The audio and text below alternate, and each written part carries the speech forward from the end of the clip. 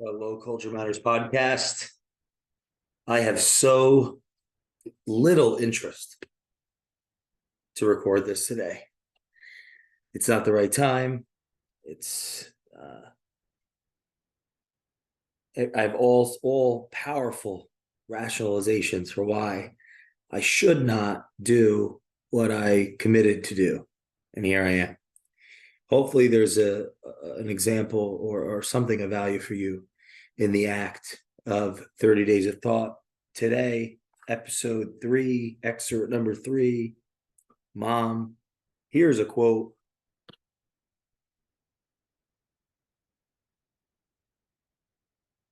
As long as you live, keep learning how to live. Seneca. Her auburn hair with the smell of love, her speech and tender embrace. I remember us. When we took time for talking, when we said, I love you to each other. And I know how much time has passed since we have done each of those things. Where does the world go when you're staring life in the face, yet blind to what's clearly in front of you? Love, respect, appreciation, gratitude. You were there through everything. After fear and before victory, you never left. But I never arrived. Eventually cut off and lost in translation, we were two people with no frequency. But you never left. Love in my head and adrenaline in my veins. The struggle is day by day and constantly feels like I am trying to grab something that is completely unobtainable. My revelation is that it is, in fact, unconditional love from you that I never accepted. Well, I love you too, Mom. Where does the world go when you're staring life in the face, yet blind to what's so clearly in front of you?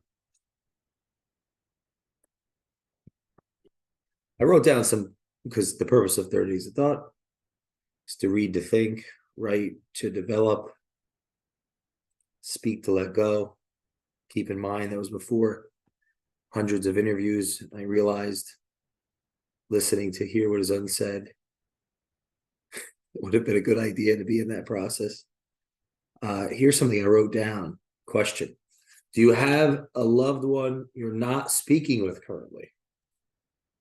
There was a long stretch of time I was not speaking with Mom. I remember writing this because this is a self-reflection, right? Below my awareness, there's a part of who I am trying to crawl through these pages and come into being. Whether I recognize that at the time or not, that's what I believe was occurring. That's what I think can help any one of you listening to this when you write down what you think, when you meditate on your thoughts. I have two moms because 13 days into my existence, I was saved in a sense by my second mother, who I'm addressing in this excerpt. If you haven't listened to the episode of the Culture Matters podcast with Barbara, take a look at that. Listen to that episode 1 of us having a conversation that many years ago, it sounds so long. There was a time where we would not have been able to have that conversation. And I would like to, I think it would be helpful for you and me. Definitely, I should start with a positive note. I think I feel successful about the relationship that today, as of this recording, I've worked towards with Mom. There's a sentence in this. I am trying, but you never left. Love in my head, adrenaline in my veins. The struggle is day by day. Constantly feels like I'm trying to grab something that is completely unattainable. Success, entrepreneurship. There's something there to that. And I'm not negating, I don't think that's a negation of entrepreneurship. I wrote, it's actually just a part of life, and the mechanism in entrepreneurship can exacerbate that part of life, trying to grab something that is completely unattainable. At what cost? I wrote this down. It is internal conflict which impels external creation, or the lack of something which comes prior to action and therefore outcome. So I'd like to start firstly and say that from reading to think, writing to develop, listening to hear what is unsaid, speaking to let go, working in the field with businesses, with people, I have been able to develop a relationship with mom, with my enemies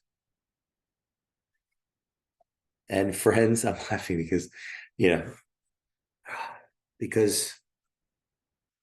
I think I have to fight for relationships that I care about often because of the conflicts that can come with them, that can arise with them naturally, disagreements, conflicts of vision, looking at the same thing and seeing it a different way.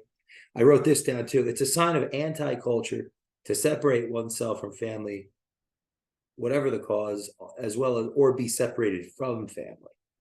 Culture, as it relates to individuals, the character of an individual has a relationship with family. The gardener, what have you, is doing something. So that's an important piece. I wrote another. Here's a question. What is the personal cost of success? There may be a time where we are distanced from the people we care about and we love because, well, to get to where we want to go, we have to make choices. There are people that this landscaper is driving me nuts right now. So this is good. Like I said earlier in the beginning, I did not want to do this today. I did not want to record this today. This is the third episode. It's extreme discomfort thinking about this topic. The last thing I want to do is bring any type of use this medium, the influence, the authority that I've garnered with you as a weapon against my mother. And so in the spirit of that, because it could very well easily become a pseudo therapy session, distancing me from the person that I care about because of all the rationalizations, right? All the feelings of being a victim or all these things. But I can focus on the love, the respect, the appreciation, the sacrifice that was made so I could exist, so I could eat, so I could thrive, and recognizing how difficult it was for mom to take me in at 52 and be mom. Early on, there was two women that I had the blessing of being, at least there was contact with my biological mother, Linda, who I have also very positive things to say about. But yeah, I found that this is a difficult thought to unpack, and I hope I'm not going to stop. It sounds like the end. My hope would be that I could honor Barbara and Linda. I can honor my family, not separate myself from family, and silo myself from family, and build a stronger bond with you, whoever's listening to this. It's almost conspiratorially, because I see that happen often. I think that's not helpful or constructive for the individual or the culture for us to get along or align on or build a bond around the pains that we may or may not have, or the pains that we feel around those that are make up our life. I'd like this to be an honoring and also maybe an example of, there was a long time where I was unable to emotionally, psychologically, bring myself to communicate and show and be open to affection and love with a parent, my mother. And today we have this a relationship there. It's taken me to reach out. It's taken her to be open to accepting that reach out, which I am grateful for. And the fruit is I believe, increase the likelihood of being a better person as a whole, more open, more loving, more intimate with the people in my life, less resentful, less rage filled, less likely to be a talking head that has lots of value for others, despite that being integrated in my actual existence as a person. I'd like to be who I appear to be. I'd like to be helpful to you, the listener, talking about various theories and potential value for your life, as well as actually benefit from those ideas in my own, not just have this medium of the stage as a way for me to not address the conflicts that have impelled this medium to begin with. I have recognized this and as something that just kind of manifests itself with influence and authority in just about everyone I've ever met. And rather than make them the bad guy, another level of not taking responsibility for who I am or can be, I'd like to grow myself. So one of my goals was, and with the help of those around me, to have a relationship with mom. So where did I start? Well, I called. Rather than attempt to change behavior that I thought was not serving her out of love, I leaned in and more and asked more questions and interrupted less and attempted to really be the listener that I appear to be, or I'm told I am on the Culture Matters podcast. So I've been able to be, and I think I'm reaping the rewards of that in a parent-child relationship, to actually have it to where we not only get along, we have in conversations, engaged conversations. I get to learn about her life. I've been able to learn from her, and it's less contentious and conflagrating comes to mind. Like, which is damn good. It's damn good. It's good. It feels good. And I think hopefully my message will increase the likelihood that you listening can pursue that path. Maybe I can convince you of some of the value of it. Some of the value of it. Yeah. Listening. Asking questions. I think there's a paradox of love. The more you love someone, the less there may be a compulsion to ask and inquire, because there's an entitlement in love. There's a taken for grantedness. There's the precondition is love and acceptance. So we can get, I've been lazy. Something I've observed in others and attempted to look at myself, is the paradox of love. The more we love, we can forget to date or not recall the importance of asking someone how their day was, or what were they thinking about this week, and what were they up to, or what were they dreaming about when they were 25, or who impacted them the most when they were in their teens. What lessons did they have from their 40s? Go on and on and on. Like, how well do I actually know the people closest to me in my life? Another who, if anyone, are you not having that conversation with?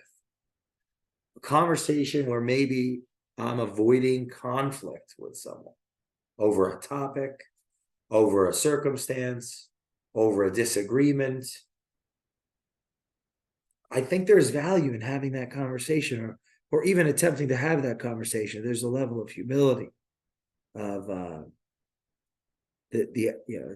have to put the pride aside and bend the knee, and then be able to not freak out when the conversation doesn't go the way that I'd like it to, or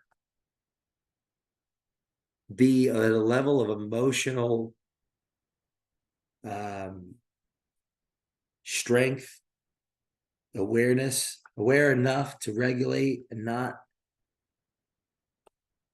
react deconstructively to potentially burden someone else's suffering for a moment.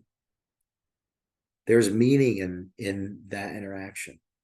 What I don't think is how I'd like to pursue this, my life, and I don't think has served people in power that I've observed, is to repress and forget and distance oneself from those that they've had conflict with.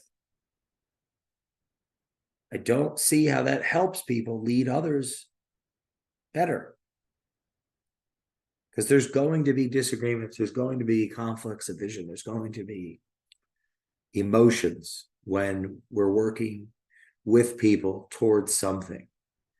And when things don't go right, there can be an impulse to compete with one another as opposed to cooperate towards the goal, towards the outcome. And I think they're connected, the interpersonal relationships. So I thought these things, and I likely thought these things because of my own narrative that had yet to blossom. And as opposed to just theorizing, I have attempted and failed in some regards to reconcile relationships. And I think it's worth it. It's been worth it. There's been meaning. Today, I have a relationship that I may not have had I not pursued the conflict, the uncomfortable conversations, or just the openness to listen and to be an ear and ask that next question. And I've been told by this world in books, in seminars, from today contemporaries that we compete with in the school of life, not to do any of those things, to get rid of the haters and to delete people from my life and to disassociate from family. And I think that advice has consequences that are much greater than short-term capital loss. It's like more long-term psychological ramifications, cultural ramifications. How can I ever get close to people if I'm not close to the people who served me? Like unconditionally. And that would be family. I don't know, trying to figure that out. And so hopefully this is an example for you to think, who's someone that you want to talk about? Maybe you've convinced yourself that you don't want to talk to them because you want to talk to them so badly. You're afraid of the consequences if you talk to them and it doesn't go the way that you would have hoped. Well, dang, that stinks. That is terrible. I've lived that for sure. You may be as well. Maybe there's people that you owe an apology to, that they may also owe you one. I mean, are you going to go your whole life waiting for them to call you? Or are you going to call them first? There's two choices. Now, right? I mean, I'd love to hear a third. Wait for them to call you, or you call them. Or okay, if there's you're gonna figure out some rationalization for why it doesn't matter, but it there are consequences. So we're choosing them even if we don't choose them. What are the consequences? That's the question. I'm going to reread it. So, well, at the bottom here, you were there through everything. After fear, before victory, you never left, but I never arrived. Eventually cut off and lost in translation. We were two people with no frequency, but you never left. How I interpreted my being saved, was through me and my experience. Whatever occurred to lead to that, to those feelings and that experience. If I think that there's danger if I go and blame a specific person to it, I want to be careful about that. But you never left. Love in my head and adrenaline in my veins. The struggle is day by day. That's written in the throes of entrepreneurship. Trying to become someone in this world. Attempt to say what I wanted to say in the way that I wanted to say it.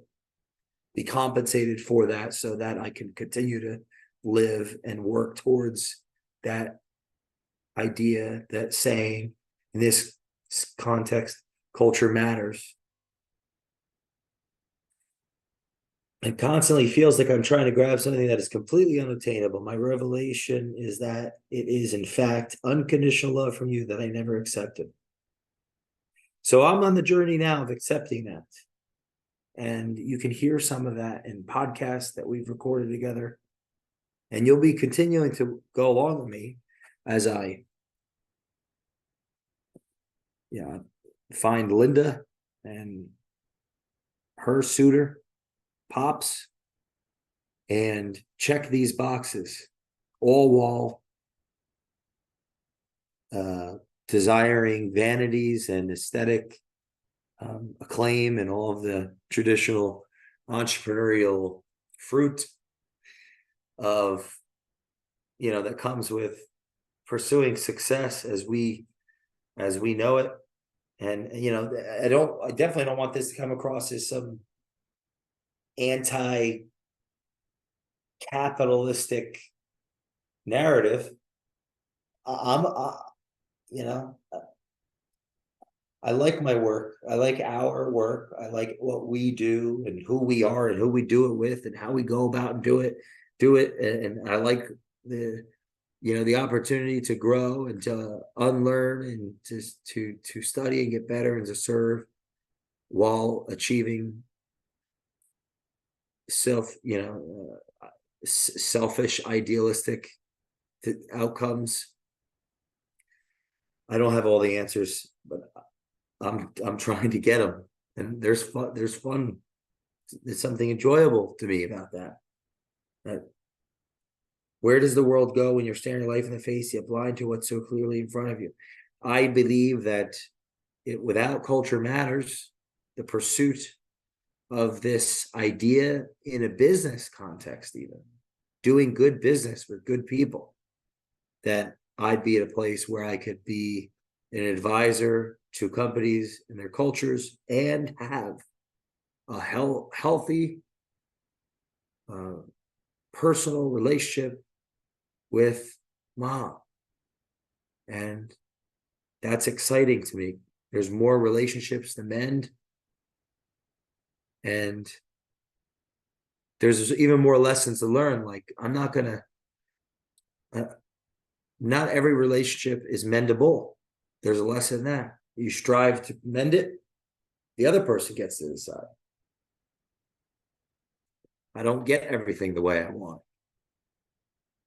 Gosh, that's a helpful lesson, because the last thing I want to do is build, or at least the last thing I think I want to do is build all this success and then be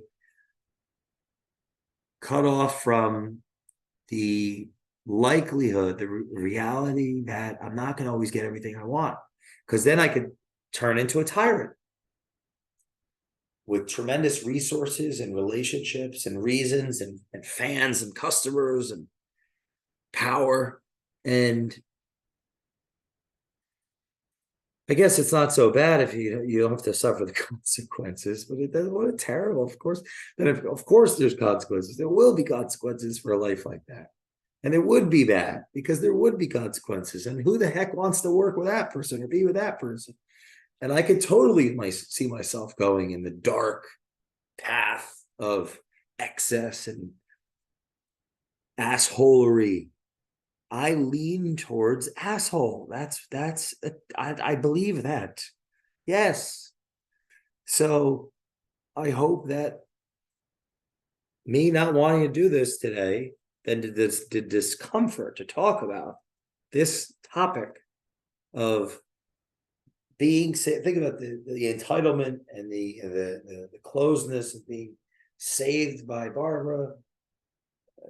Everything's great, and then being separated and being entitled and angry and closed-minded and closed and not listening and being arrogant, to embracing the conflicts, listening, telling the truth, compassionately, empathetically relating, and not being mean and cruel and entitled and resentful, and actually having a great relationship today. I'm so sorry if that's not your story right now. That's very sad. And I know it's sad because I've been sad about that. I'm sad in a lot of ways still. I'm very sad. There are people that I'd like to have relationships with that I don't. And I'm always so damn busy. There's always an excuse. There's always a reason.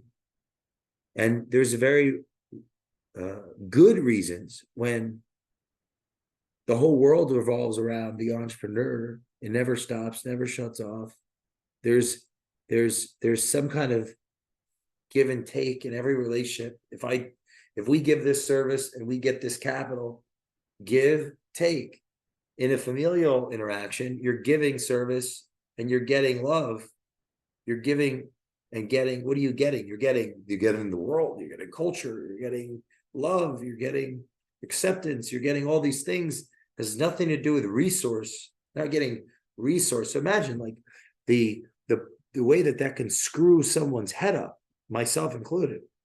I don't want to obfuscate responsibility. It's and in the circles that I've run in and observed, it seems to be a naturally occurring phenomenon, and also taught and proclaimed and reaffirmed how cutting people out of your life that are negative, a lot of times that's people just talking about their families. That's horrifying. That's the end of culture. This freedom, these freedoms we take for granted, these opportunities to love and the pursuit of happiness that we take for granted, those end in the absence of strong family values. They end.